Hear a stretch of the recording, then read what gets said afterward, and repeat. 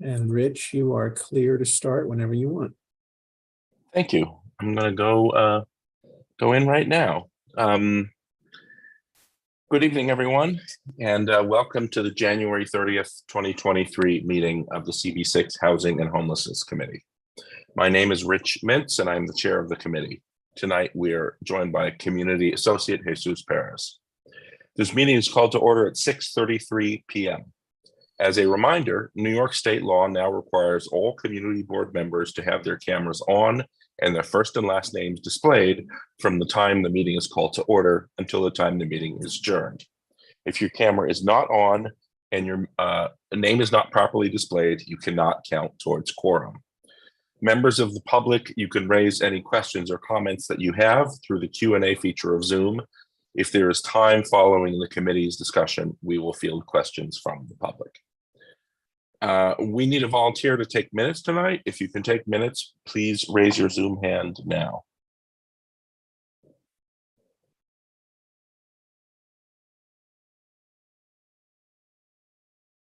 Pregnant pause. I can't do it because I'm talking. I can do it. I just can't figure out how to raise my hand. Okay, all right. Consider your hand raised. Thank you. Abigail Kruzmark will be taking minutes tonight. You all should have received an email from the board office with a link to a Doodle sign-up sheet for minutes takers at your committee meetings in 2023. For your convenience, the link to the sign-up sheet is being posted in the chat right now. We will now take attendance by roll call. Jesus will conduct the roll call. All right, I've posted the link to the minutes sign-up sheet. Please, everyone sign up. It is some responsibility that members share. Let me pull up the attendance roll call sheet. I will call your names. You will unmute yourself and say present. And then I will announce that we have quorum officially. Rich Mintz. Present. Thank you. Abigail Kruzmark. Present. Thank you. Sandra Leftoff. Present. Thank you. Mara Wong can't join us tonight. Rich, are we marking her excused or absent? Let's mark her excused because Okay. she had an excuse. All right. Eric Goldberg. Eric Goldberg.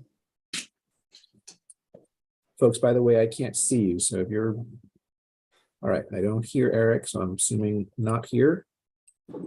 Mike Devereaux. Present. Over here, honey. Thank you. Nadine Kamani. Present. Thank you. Matthew Weintraub. Present. Thank you. With 6 out of 8 members present, we do have quorum. Excellent. Thank you, everyone. And I want to extend a special welcome to the members that I only met in person for the first time last week at the CB6 holiday event. You all look about the same in real life as I would have expected from the video, but it's still nice to see you in person. So thanks for coming. We'll now adopt the agenda. The agenda for tonight's meeting was distributed ahead of time by the board office and appears on the screen before you. If there is no objection, we will adopt the agenda as stated. Members of the committee, if you object to adopting the agenda, you may raise your hand through Zoom.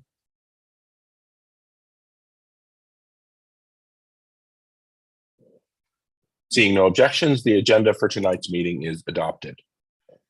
The minutes from the November 21st committee meeting were distributed this afternoon. If there's no objection, we will adopt these meetings as drafted. Members of the committee, if you object to adopting these minutes, you may raise your hand through Zoom. Seeing no objections, the minutes from the November 21st committee meeting are adopted and will soon be available on the CB6 website. In order to conduct an efficient meeting, let's observe a few ground rules. 1, no one may speak until granted the floor. 2, committee members, if you have a question about committee business or wish to make a motion, please raise your hand through Zoom. 3, The chat function should not be used for committee business or questions about agenda topics. All such remarks should be made on the record by raising your hand through Zoom. Chat should only be used to alert us to any technical difficulties you are having, or to state in writing information like an email address that was already stated aloud on the record during the meeting. Number 4, when a committee member is given the floor to speak, I will identify you and you can unmute yourself so that you can speak. Number 5, committee members are required by the state open meetings law to have their Zoom cameras on and your first and last name displayed during tonight's entire meeting, from call to order to adjournment. If you must step away from your computer briefly, you're required to leave your camera on. So we are going to jump into the agenda, and I want to warn you that we have a full agenda tonight, and that at least in the first agenda item, I'm going to be talking a lot because I have a lot of information to communicate to you, but I will try to be concise and to leave plenty of time for discussion. So I'm going to go into the first agenda item, which is discussion of the proposals by the mayor and the governor to make it easier for more housing to be built in light of the current housing affordability emergency. And the topic is going to be expanded to include proposals by the borough president that align with the same goals that are likely to be announced this week. So I'm going to talk briefly first about the Mayor Adams proposals, then about Governor Hochul's proposals, and then about the borough president's proposals. And after each one, we can have a brief discussion as necessary. So first, I'm going to talk about the Mayor Adams proposals, which are being described as the City of Yes zoning text amendments. You may have seen coverage of this, but I'm going to give a concise summary. There are 3 proposed zoning text amendments. Zoning for economic opportunity, which would make it easier for certain types of businesses to open and operate. Zoning for zero carbon, which supports clean energy. And the one we're concerned with is zoning for housing opportunity, which includes some specific regulatory changes that will make it easier for affordable housing to be built. The elements of the housing opportunity zoning proposal, there are 4 or 5 of them. There's a proposal to increase the floor area ratio, which will allow more density when affordable and supportive housing projects are built without any special permission required. This kind of bonus already exists for senior housing, so it would extend the same logic to all affordable and supportive housing. So that's one, floor area ratio. There's a proposal to reduce the minimum unit size down to around 325 square feet. It's currently higher. I don't know how much higher, but there's a current minimum established in state law, which is higher than that. And the mayor would like to lower it, which would require state action, which, as you'll hear in part 2 of this conversation, the governor has proposed to take. So there's that. There is various types of regulatory support. I haven't seen the details for commercial to residential conversion, which is something the mayor's talked about supporting in the past. There are some simplifications of parking requirements for residential construction. And finally, he's proposing allocating $5 billion to the housing departments in the city, including, I think, $1.5 billion for NYCHA. And I want to note that that $1.5 billion is not nearly enough, since the NYCHA repair backlog is $40 billion. But still, I mean, $1 billion is better than not $1 billion. So this would all be a zoning text amendment. It has to go for formal consideration to community boards. The housing text amendment was considered last week by our land use committee, and a unanimous resolution was passed, which will come to full board next week, that supports the housing zoning text amendment with some feedback included. And that feedback included, we want to study the demographic impact of reducing the minimum unit size, because it could change neighborhoods. We want to mandate that all new or converted buildings above a certain size should require some amount of affordable housing. Right now, there's no requirement. There are bonuses if you include some, but there's no requirement. We think that in office conversions, minimum light and air regulations need to be maintained so that quality of life is maintained for people who live in those converted units. And finally, in the office to residence conversions, we want to protect against the possibility that someone will build a new office building and then immediately convert it to housing to take advantage of the more lenient regulations established under these policies. So those are 4 conditions that we set, but our recommendation, if this passes next Wednesday, will be to approve the zoning change. So regarding these proposals by Mayor Adams, the Land Use Committee has got this covered, but is there anything that we want to do? And I will open the floor briefly for any comments that you have.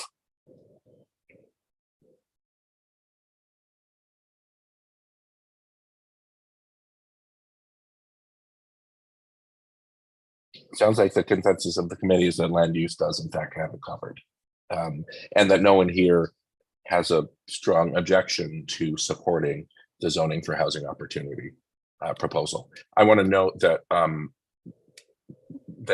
Open New York is behind both the mayor's and the governor's proposals. So unless anyone has an objection, yeah, go ahead, Sandra, please. Yeah, I realize I haven't seen the proposal. Did you send it? So I feel like did I miss No, something? it's been covered in the press. I can actually. So I don't know what we're I don't know what we're I don't know what we're It's talking basically about, quite honestly. just the specific provision that I've been Yeah. describing. It's the core of the mayor's proposal is reducing the unit size, the minimum unit size, to what it used to be. I think 40 years ago, and increasing the floor area ratio to allow more density, to allow more units to be placed on a particular lot, size, more apartment square footage. Okay, and I don't know the affordability issue. I don't know how it's defined. So I don't know if we're talking about 100%, 150, all that stuff. Yeah. So without the details, it's kind of hard to know what I'm looking at. I also couldn't find the specifics. All I could find was news coverage that was There has about to this be a general. proposal, right? That's know. a written proposal. Yeah, although it's not. I mean, it's not. It hasn't been. Nothing's been introduced. Like, I don't see how we could vote on something without seeing it, or seeing it written, right? Or Yeah. talk about it Rich, without knowing what we're talking about. it's good to clarify that the resolution that the Land Use Committee has drafted, and that is available on the website on our resolution database in draft form, because it's going to appear at February's full board meeting, is feedback that the city has requested from community boards in advance of referral of I see. text Okay. amendments. The text amendments, the official proposals, have not been released yet. They've not been completed yet. This time around, the Department of City Planning said that they wanted to get a head start with the outreach to community boards, and rather than wait until the city's plan is fully baked and then referred out to the community boards for official comment and public hearing and all of that, they wanted to start to get feedback whilst the plans were being drafted. So the reason you don't find the language is because it's not been released and it has not officially come to us for public comment in the official public hearing ULER stuff. That makes me feel a lot better, because I felt very stupid this afternoon as I Googled around, couldn't find anything more specific than what I said. But it sounds like we don't have to do anything yet. And it also sounds like our resolution is not formally in favor of anything, the land use resolution. It's a resolution that is conceptually in favor of these kinds of reforms and provides I feedback. believe the resolution uses language of approval, but at this But yeah, there's nothing to approve. Okay. So I'm a little confused what we're exactly, I'm sorry to interrupt too, what we're talking about. If what you've got is newspaper reports, which I found not, depends on the newspaper I'm reading. Yeah, No official statements, a general statement about well, size. I'm real uncomfortable with yeah, that. we don't really have anything to do yet. It sounds Okay. like we don't have anything to do yet.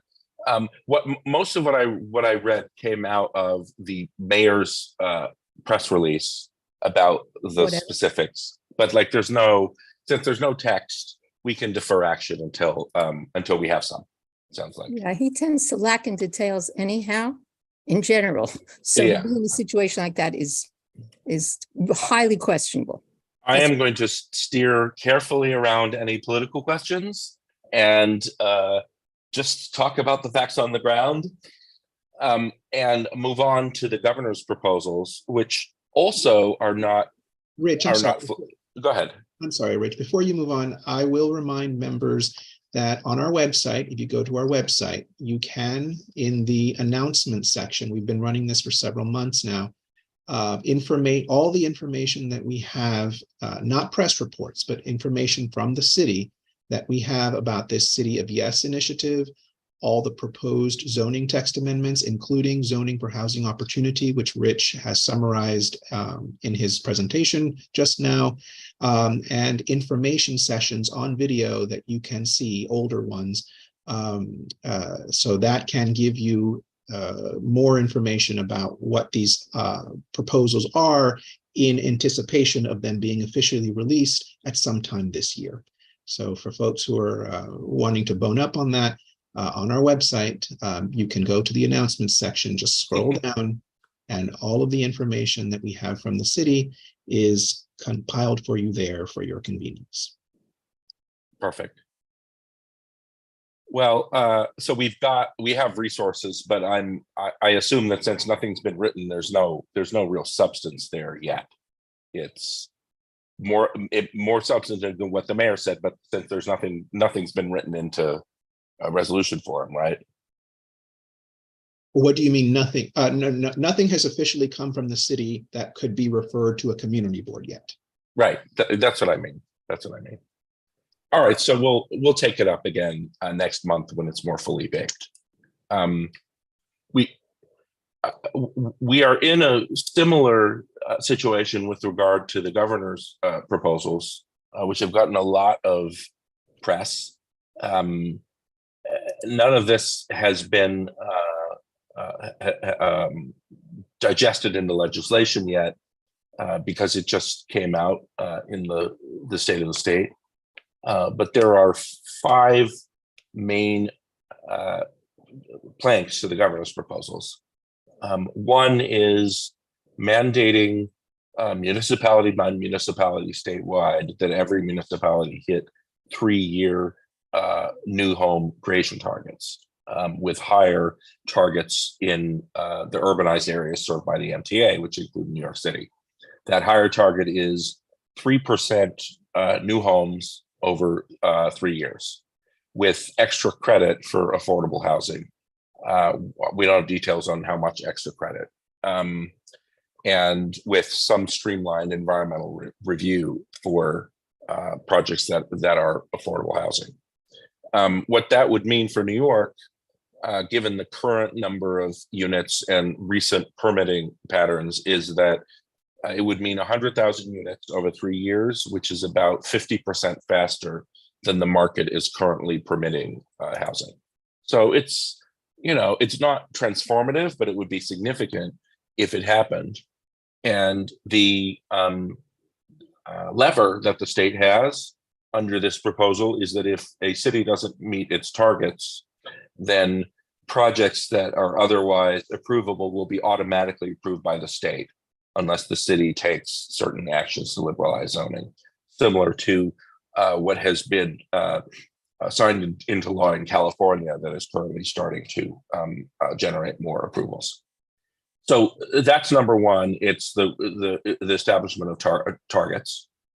Number 2 is require rezoning for higher density transit oriented development near MTA, rail, and subway stations, which wouldn't really affect our district because we already have high density around all of our subway stations, but it would affect stations throughout Brooklyn, the Bronx, and Queens, and some in Upper Manhattan, and I assume in Staten Island if the Staten Island Railroad is covered. So like it's that would probably do more than the new home creation targets to push the market to create more housing.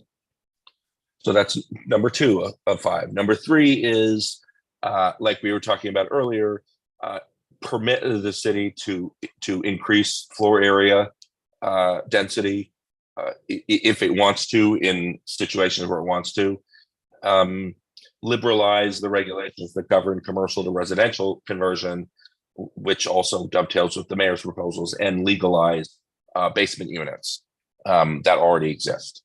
The language suggests that it would be an amnesty for existing basement units, not that basement units would be legalized overall. The 4th plank of the governor's proposal is to use tax policy to encourage mixed income housing, both in rail station areas and in commercial conversions. And then the 5th is to come up with a replacement incentive structure to 421A to use the tax system to encourage the construction of new housing. So again, this is not a bill. And unlike the mayor's proposals, which will end up in a zoning text amendment, this is a whole bunch of random stuff that might not end up as one bill package. It might end up as more than one. It will have to be turned into legislation and carried by a legislator or negotiated as part of the budget package, which, as you know, if you watch state government, any number of things can end up horse traded into the state budget in the spring. So I don't actually know what's going to happen. I think it's too early to know what's going to happen. Like there doesn't seem to be any indication of a specific legislator that's preparing to carry any of this. But it's what she has put on the table. And so I wanted to bring this to the committee and ask, is there anything we need to do now? And B, is there anyone who wants to do some more research to understand what is likely to happen next? Because I can't find any, and Jesus, I wonder if the board, if the office has anything. I can't find any evidence of forward motion on the governor's proposals. We don't have anything that the state has sent us. They typically don't, but we also haven't we have not been scouring the internet for it, but we don't have anything we've been sent. No. I think it may just be too early, because the state of the state was what, 2 weeks ago? Like it was not very long ago. So I don't think anything was a big surprise. Any of this was a big surprise, but no one knew that she was going to come out this strong. So what do we think we should do? Should we just wait and see what happens? First of all, how do we feel about proposals like these? Like, does anyone here have any experience with this idea of state mandated municipal targets, like they're doing in California, or any opinions about it? I mean, it seems to be driving a lot of cities, California cities, to make changes in the way they do permitting. I'm not sure if it would have much effect on New York City. I think the transit-oriented development would probably have more, because of the way our city is laid out. But I don't know. I mean, Abby, you have any thoughts about this?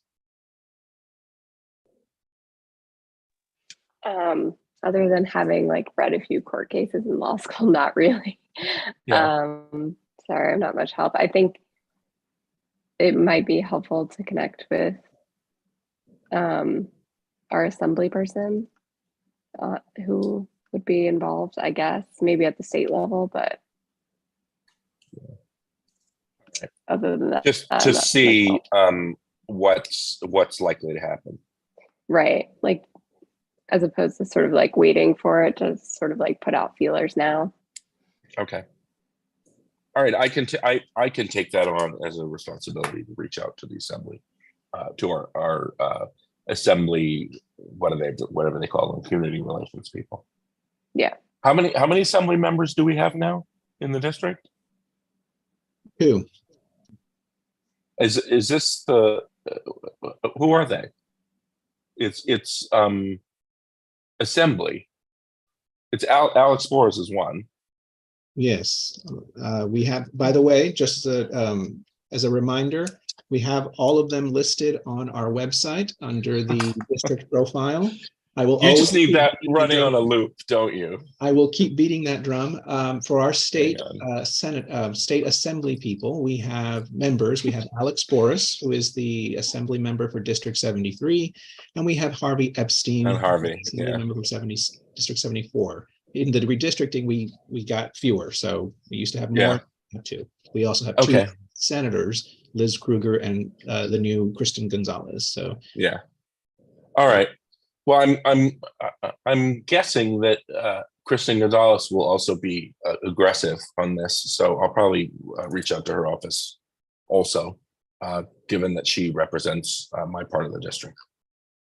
So it sounds like the next step here is to find out what our legislators are likely to do in response to these proposals. All right. I'm going to go on to the fun one because this one will probably have more direct impact on us in the short term. The borough president's office is preparing a major announcement on policy advocacy for new housing construction in Manhattan. And technically, I am leaking something that hasn't been released to the public, but on the other hand, I saw about it. I learned about it in public meetings, so I don't think there's any issue. He's likely to announce this tomorrow at the State of the Borough, which is at 6 p.m. at City College. So I'm speaking off my memory of a Zoom call, so I'm not off of documents, but I can give you the rough outline. He noted that several community boards ranked housing affordability as their top issue this year in their district needs statement. And he is committed, and his staff are committed to addressing the housing affordability emergency in Manhattan in all of the channels they have available. And that includes at least 3 types of activities. There's office to residential conversions, which everyone loves to talk about, but which are actually hard to do and expensive and result in imperfect housing, but still they are a thing. So that's one. Number 2 is to build new housing on existing city parcels that are either vacant or uses parking lots or otherwise underutilized, like 1- and 2-story buildings in city land. And we had a call 6 weeks ago now with the borough president's office. Sandy McKee was on, I was on, I can't remember I don't think anyone else here was on, where we talked through some specific sites in our district with the borough president's office. They had come up with a list of a few possible sites, and we identified a few more. We walked around on Google Maps together in the call. For example, there's a Department of Health building at Mount Carmel Place and 26th, directly opposite Bellevue South Park, which is like, I don't know what it is, a 10-story building that is underutilized by the city. And conceivably, that could be turned into housing, or housing could be built on that site, that sort of thing.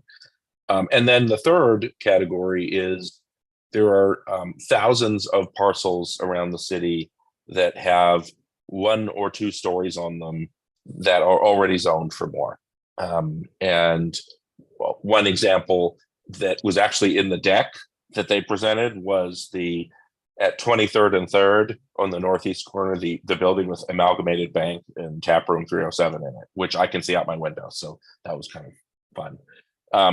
And these are buildings where the city sites where the city wouldn't mandate anything, but could encourage the market to take advantage of the zoning that already exists, or do some incremental rezoning to allow more density. That site that I just mentioned at 23rd and 3rd doesn't really need any help because 3 of the 4 corners now have 20-story buildings on them, and the market will provide a 20-story building on the 4th corner soon enough. But there are plenty of other sites like that that could do with a little push from the borough president's office.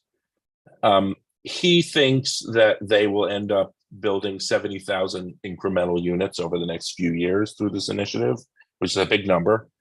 That is, and that a large percentage, I can't remember what they said, but something like a third of them would be affordable. Affordable being income restricted, AMI, income restricted. And encouragingly for us, they identified Kips Bay as one of, I think, 9 neighborhood focus areas in the borough that had a lot of potential. In our case, it's not because we have lots of open land, it's because we have a lot of city sites and we have a lot of underutilized sites in private hands. I want to note that the 2 big sites in our district were not part of this conversation. The Solo site below the UN on the East River was not part of this conversation, and the Brookdale site at East 25th and First Avenue was not part of this conversation. Solo because it's a big, contractual can of worms, and we don't have any leverage other than to ask that it be developed. And Brookdale because there's already a state plan underway to turn that into a life sciences campus, and we have the opportunity to, as that moves along, to express our preference that some housing be included in that, but that train has already left the station. So the borough president is focusing on stuff that isn't already happening. 10 out of 12 of the Manhattan community boards were on this call. The sentiment was very strongly in favor. He has teed up support for this, so probably some of this will happen. And even though it's a nuanced effort that will require a combination of legislation, zoning changes, and regulatory changes. So it's definitely too early to do anything about this because it hasn't even been announced. But we should have more detail tomorrow night. And at that point, I can circulate that to you, and we can decide whether there's something that we should do. I want to ask Jesus if he has any other information about the borough president thing that he wants to add. Nope. Yeah. No sneak previews or anything. All right. I mean, it's very exciting. The vibe coming from the borough president's office is very good. Like the staff are all aligned. Mark Levine himself is in support. As Sandra keeps suggesting, this all turns on how it's implemented. Like, it depends what the affordability criteria are. It's very hard to create actual affordable housing in Manhattan, but we'll get something more than the market would give us if these things happen. So, is there any discussion about this that anyone would like to have?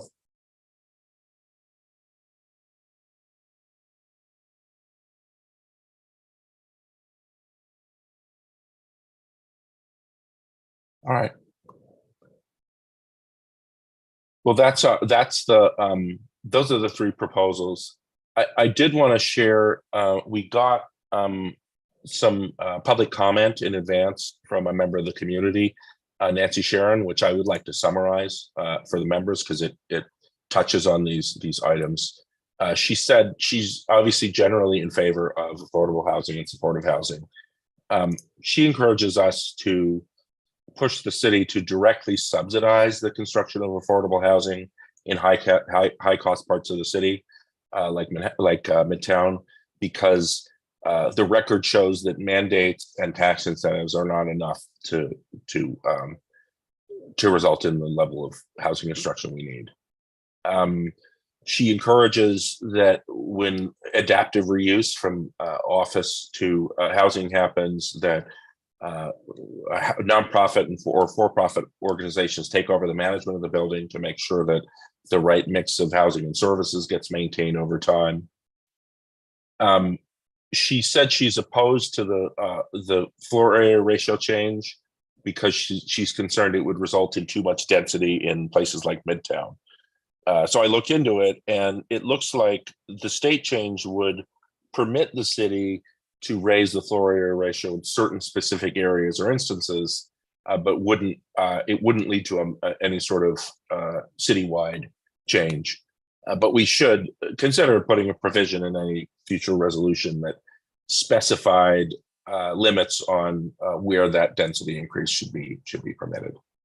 And then finally, and I think this is an important thing we don't think about enough, you noted that housing is a holistic system, right? And as we talk about increasing density in the safe and desirable neighborhoods that are expensive because everyone wants to live in them, we should also make sure that we balance that with changes that help make the other neighborhoods in the city become more safe and desirable over time, with good schools and good transportation and good services, so that the experience of living in healthy and desirable New York City can be spread over more of the city. So I don't know if anyone has any comment on that, but because we got testimony in advance, I wanted to make sure that I shared that with all of you. Committee member Michael Devereaux requests the floor. Yes. Thank you, Rich. I just wanted to state about, affordable housing. And I don't know if the structure, I feel like the structure does exist somewhere. I don't think I made up this idea. But I would love to see, what is affordable housing, right? People get affordable rents and they wind up renting for the rest of their lives, 30, 40 years, and they have nothing to show for it, right? I would love to see buildings where people actually start paying rent, but it's actually towards like a co-op, and they actually own a piece of the co-op instead of just rent. I think it would actually go to the root of the problem of, poor neighborhoods. People actually have equity in a building and have equity in, they start owning instead of, you see some of these people, and it's sad, they pay rent for 40 years, 50 years, 60 years. They have nothing to show for it. I would love to see them be able to own something with no down payment, and that'd be the new affordable housing. Is that the city somehow subsidizes the down payment and they start buying into, I know it'd be very difficult and have to be different, but it's just an idea to put up there to start a new idea and a new affordable housing in New York City. Which is a good a reminder to check what happened to the co-op enabling legislation that was in the last council session, and see if it's coming back in the current session. I mean, it didn't pass, it died, like most things do, but those proposals were good, and they would have made it easier for co-op run housing to be established, which is not, it's not quite the same as what you're talking about, but is related. I don't think we've ever talked about rent to own in this committee. I wonder if there are models for that exist as means to affordable housing. It's something to look into. Sandra Leftoff requests the floor. Thank you. I'm sorry, I can't see I can either see your faces or the hands, but I see Sandra and then Matthew and then Michael. I had thought the Mitchell Llama was some version of ownership, and then it with a time limit. I would like if anybody knows more about it, and what the problems were that they're all sort of ending now. We know why they're ending. The reason they're ending is that the people who are the owners and who are the residents in them can make more money for themselves by opting out of Mitchell Llama and becoming owners at a preferential price that then enables them to sell and keep the gain. I think I don't know enough about why Mitchell Llama as a model didn't continue. And we don't have any housing social scientists in here, do we? I mean, well, Sandra, you're the closest thing we have. But not Mitchell Llama. All right. I wish I knew. I just know that it had something of what was just raised as a model. But I don't know enough about it. I mean, all of us, most of us know people who grew up in Mitchell Llama housing, and it was the way that their families went from instability to stability. Yeah. So it is, I mean, it certainly worked in the third quarter of the 20th century. So yeah, that is something we should look into. I'll Okay. put that on my list too. Matthew, you were next. Yeah, thanks. So just this was in relation to the public, I guess, the public contributions last point about kind of how to improve neighboring neighborhoods as well as high ones. And one thing, that was brought up is, improved schools. And I mean, I'm a teacher, and something that I'm painfully aware of for a lot of my colleagues is most of them can't afford to live in any of the boroughs, really. Or at least raise a family, and have enough space for a family. So I just thought something that I've always wondered about was like and not just for teachers, but for city employees in general, where like proximity actually influences their relationship with the people they're serving. Yeah, I mean, it applies to police and fire and everybody. Exactly. So like subsidizing city employees and like, or making sure there's some kind of thought about that, right? There's a teacher shortage. I mean, it seems like the NYPD is like hurting to recruit right now. And again, like the more people within the communities that are doing those things that can afford to live in them, that is going to create a huge impact. So, I mean, honestly, I would support allocating funds from revenue to subsidize housing for teachers in the city. Like I don't see a downside of that investment. But I don't know if it's ever actually been proposed in modern times. That's another thing I'll put on my list to look into. I know that the problem with doing something like that in New York is everyone's like, well, why should they get it and I don't get it? But I really do think that, and I'm not just saying this because you're a teacher, I do think that there are unique social benefits to having teachers co-located in the neighborhoods that they serve. Like it's there are specific tangible benefits to that. So yeah, right on. All right, we don't have any hands up, and I would like to go on to the next topic, which is CB6 tenant support, if we don't have any objection. All right, so I'm going to move on, and I want to note before we start this that after this, in old business, we're going to talk about the issue I'm going to bring back the issue we talked about last time, which is representing rent stabilized tenants on condo and co-op boards to help address the loophole that Sandra identified in her research into things. So we'll come back to that in a few minutes. But in terms of tenant support, we've been talking about a couple of things, and I want to spend a few minutes trying to come up with an action plan for us. What I'm talking about is becoming an educated resource for the community on the rights of tenants and resources available to tenants. Excuse me, the cat is vomiting to my right. If you hear the cat is barfing all over the floor, like literally 10 feet away. So one is becoming a resource ourselves, becoming knowledgeable, compiling information. Two is presenting that information in some publicly available way, like on the website, as a resource guide or a resource source. And then the third is preparing for some sort of presentation or workshop that is community facing about tenant protections and the rights of tenants. And that actually is where we started. Sandra, I think that was your original idea, but this has sort of expanded into a more holistic approach to the opportunity to educate people about their rights and opportunities. So, I mean, I guess first I want to ask, have I characterized accurately what we want to do? And then second, I want to talk through what the next steps might be.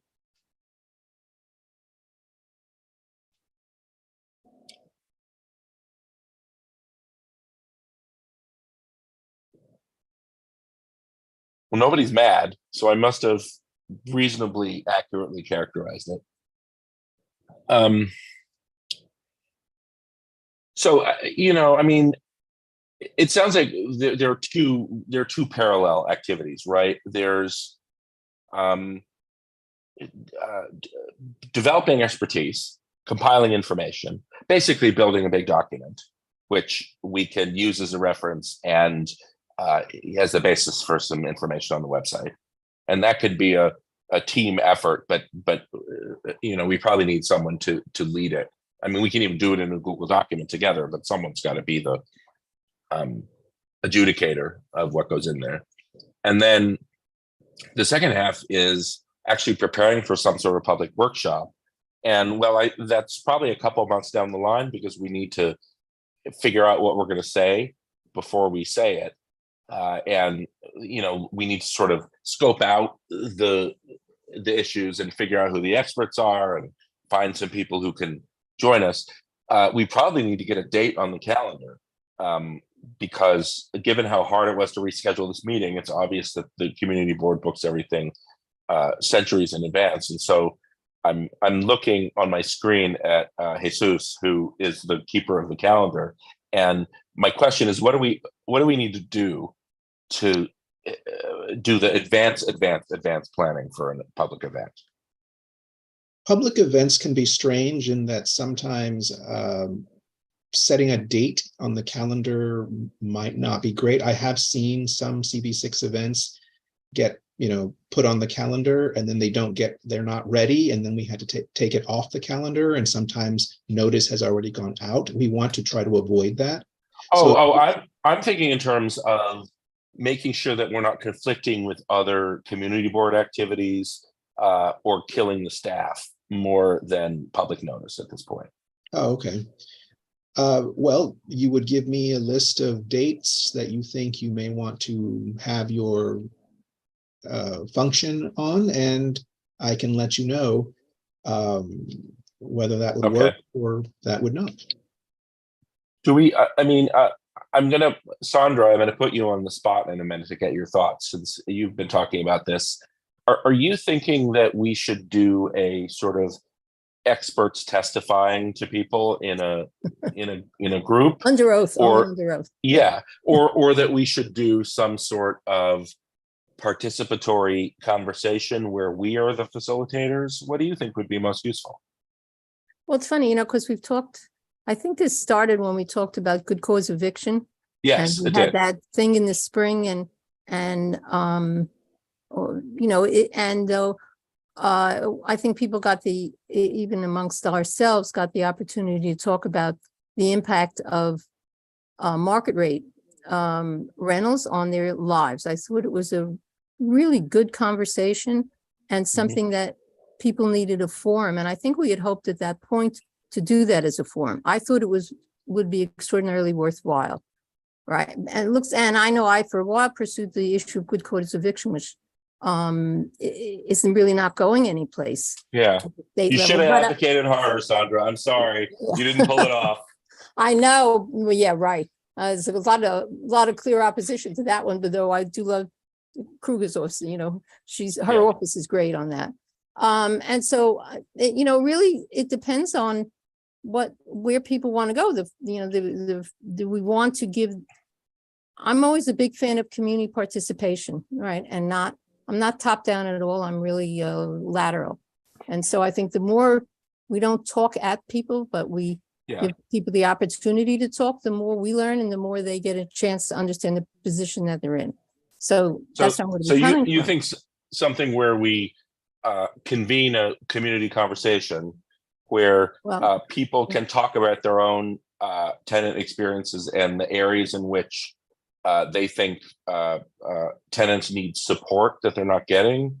It would certainly be interesting. Yeah. We present some resources that are available to people so that they can. All right.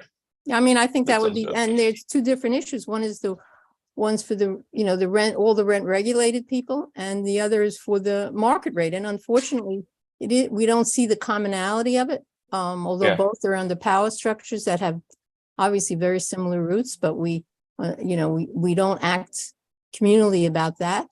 But I think in that sense, just for the pragmatics of it, They are, they're two different, they are two different issues, both need voices. I know that Liz Kruger is holding these panels. I have not gone to any, they're all online about, and they're great, there are all kinds of issues on housing and housing for the elderly, et cetera.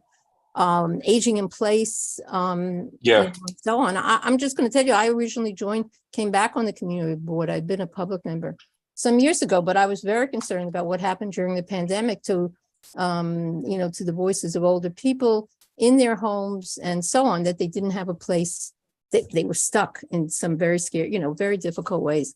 So, that's my position. Yes, I think a panel in which people in the community get an opportunity to discuss what the issues are they're really facing, and then we go from there and decide what kinds of quote expertise people need and how they find the resources. It's really a challenge to find the resources you need on this. So, but again, I don't know how good the outreach is, whether people, and again, we're all on Zoom. Is that really a vehicle that would be effective? So and I assume that we're not ready to convene a public event physically in the next 2 months, right?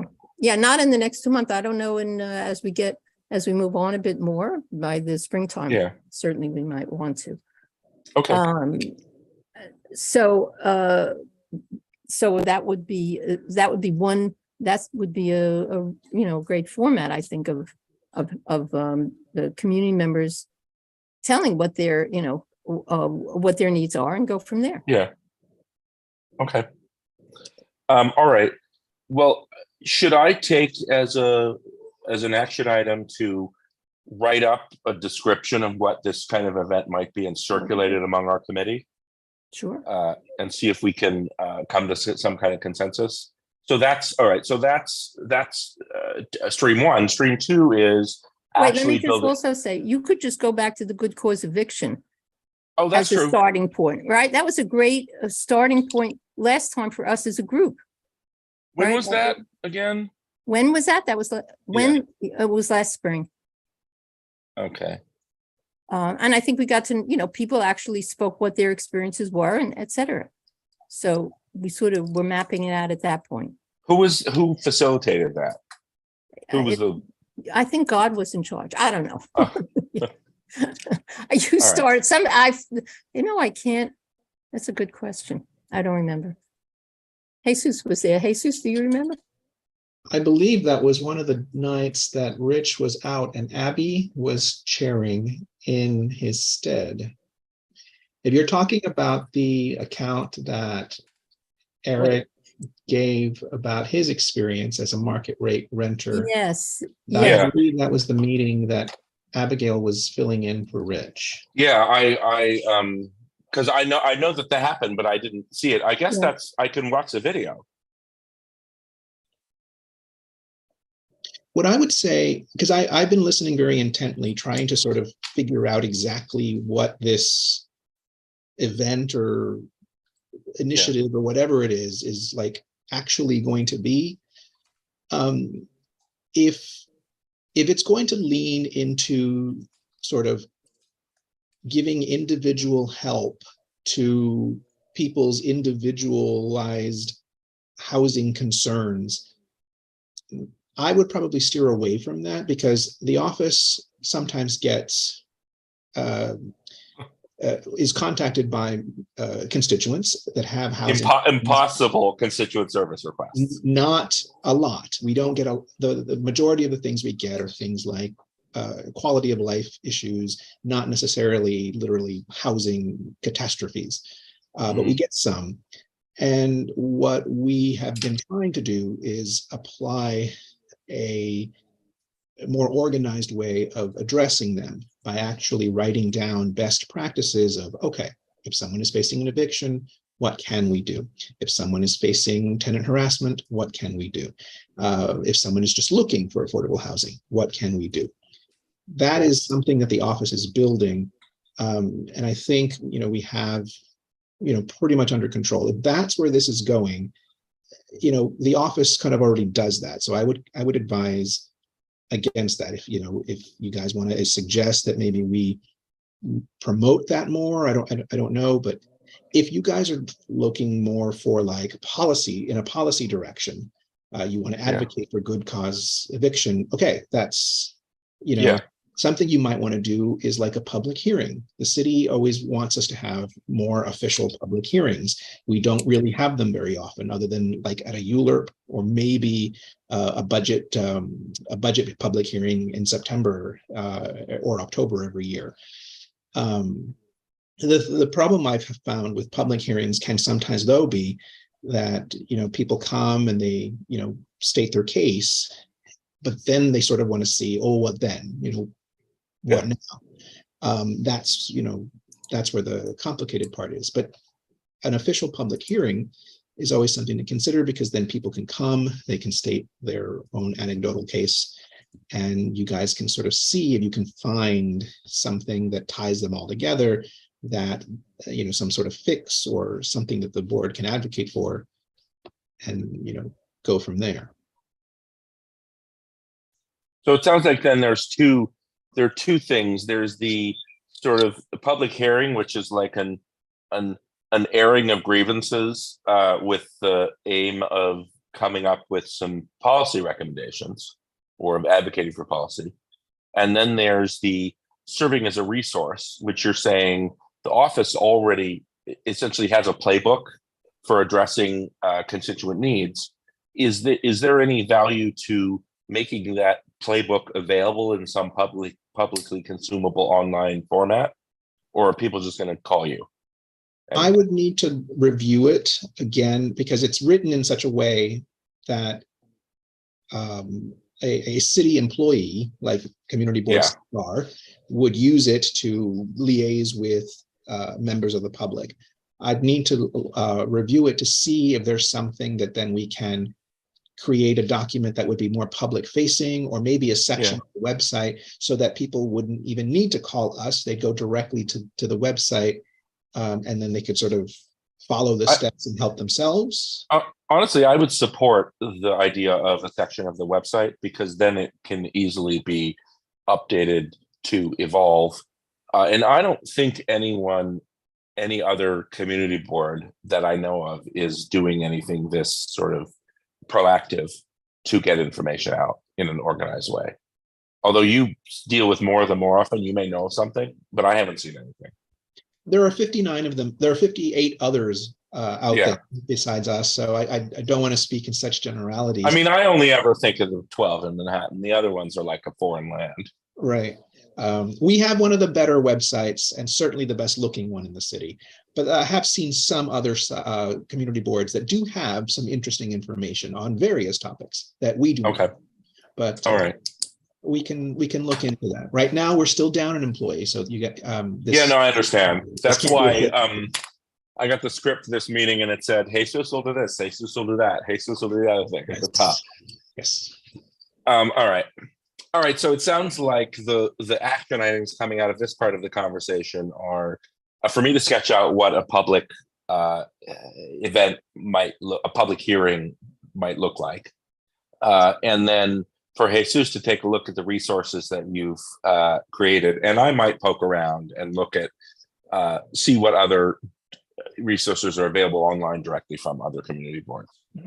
That might actually be a good activity for a member of this committee. I mean, you as the chair of the committee are very busy, you know, going to all 12 community board websites, which are easily Googleable, and searching around to see if they have any housing resources that we could emulate. Might be a great project for a member of the committee. I will allow that project to be offloaded from me onto another member of the committee if we can find a member of the committee that will take. Sandra, is your hand up? Yeah, I probably should put it down. No, you know what I would do? I would split it amongst 4 of us. Then we all do 3. How's that? All right. But you know, I like to do things as a group.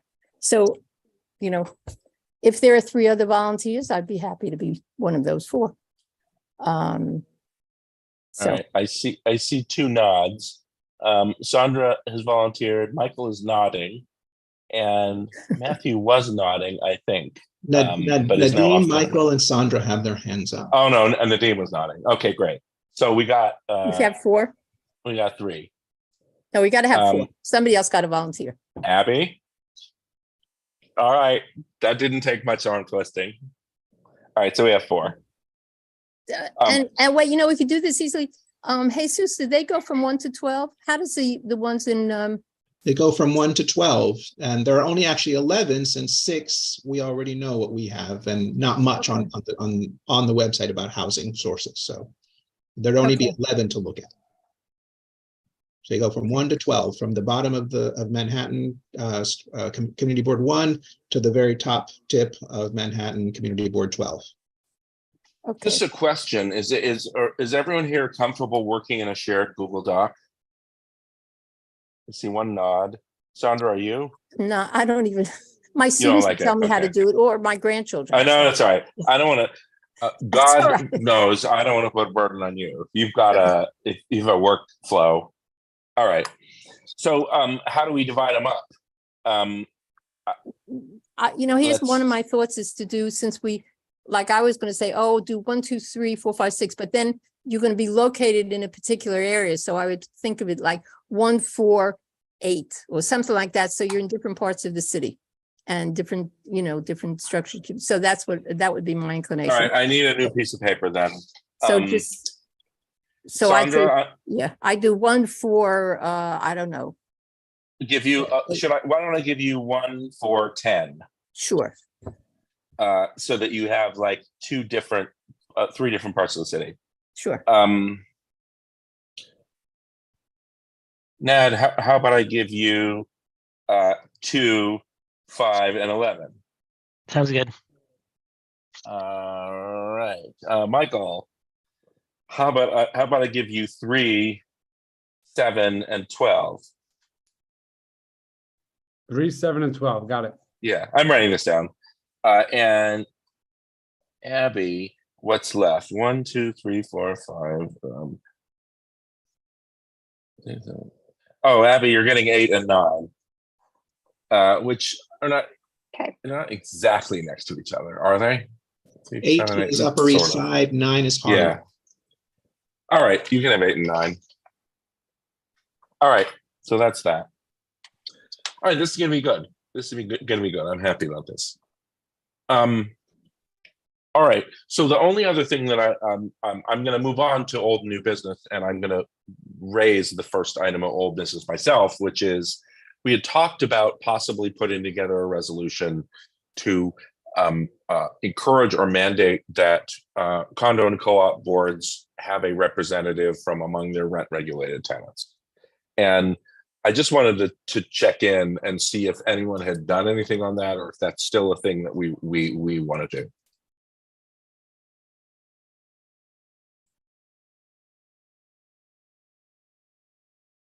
I'll just talk. I contacted Liz Kruger's office because I think I had raised it initially. And Yeah. She got into it's a legal issue and there are lawyers involved. As soon as she said that, I thought, oh dear God, it wasn't Okay, so all right. easy. Yeah, it was right on that level of yeah, all right. I thought it would be sort of a slam dunk, but it's complicated.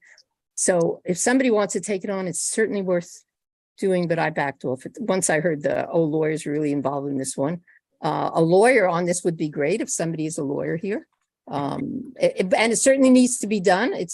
I think it's a very important issue in terms of, I think I wrote it, the life of people in the building and the way, stabilized tenants really are marginalized. So anyhow. All right, so it's not a primary initiative of the committee at this time. It's a keep an eye on initiative, because we do have lawyers on this committee, but I don't want to commit them to this task without their volunteering, and none of them has volunteered as of this moment. So, and they're looking away from the camera. So, all right, why don't we just leave that? Does anyone else have any other old or new business that you would like to raise? And I don't see any hands up. Do I? I do not see any hands up. All right. So, there appears to be someone from the public in the audience who is seeking the floor. I do see. I see that. Why don't we give, that's Julie Friedman, and why don't we give her an opportunity to speak briefly if she would like? And it looks like she's been promoted. Hi, thank you so Hi. much. Hi. I just had a question about the affordable housing in Kips Bay. And Yeah. one of the things that I sort of try to track as a real estate broker is how many people from actually the neighborhoods where the housing is being offered are able to sort of become participants in the affordable housing. So to Mhm. my knowledge, it's usually lottery system, Yeah, which sort of, I think the number is 88% of the lottery actually doesn't come from within the community. So Yeah. I've always hoped to strengthen affordable housing in our community for community members, people who live here, who work here, who have children in the community, rather than have them forced to other, neighborhoods. So I don't know how that can be exercised, but something to put on the radar screen. yeah. I furiously Googled because I know that there is something called was something called community preference that gave people who live near the building preference in the lottery. I know there was a lawsuit against it, but I don't know how or if that lawsuit was resolved. Is there anyone who knows more than I do?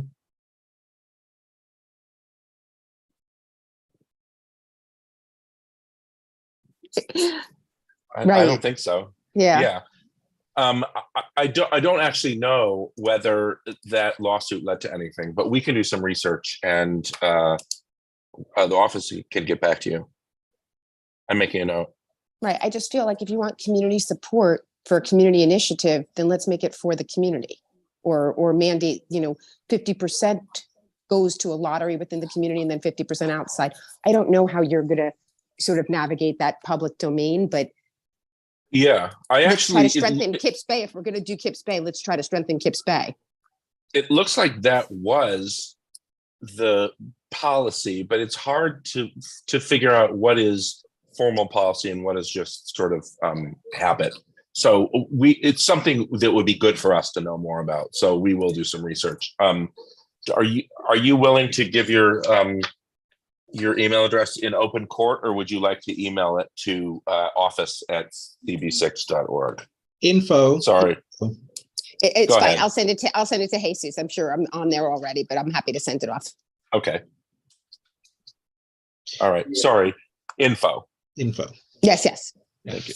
It seems to me, if I can offer some 2 cents, that a research question like that, one good way to start may be to try and see, either through a request to the agency, to like HPD, or even sometimes it would require like a Freedom of Information Law request, to find out exactly for most lotteries how many of the applicants actually come from the community. Once you have somewhat of a baseline, you can kind of get a sense of how large the problem actually is, and then find ways to, from there, you have some base to stand on to pursue. Well, how can we bring that number up? That would actually be interesting to see what they'll give us voluntarily, and then what we could get from a FOIA, from a FOIL. I think the only thing that they could give us from a FOIL that wouldn't require additional compilation, which I don't think they're required to do, would be the whether it's the same zip code that the person originates in, because going to neighborhood would require them to do tabulation. But they may have this already, because like it's in the public interest for them to collect it, so they might actually be doing it. And they're like a good agency. Yeah. Well, we can see what we can find. The office can see what we can find, and go from there. All right, that sounds good. Thank you for that comment and conversation, Julie. And now I'm going to really ask if there's anyone with any old or new business.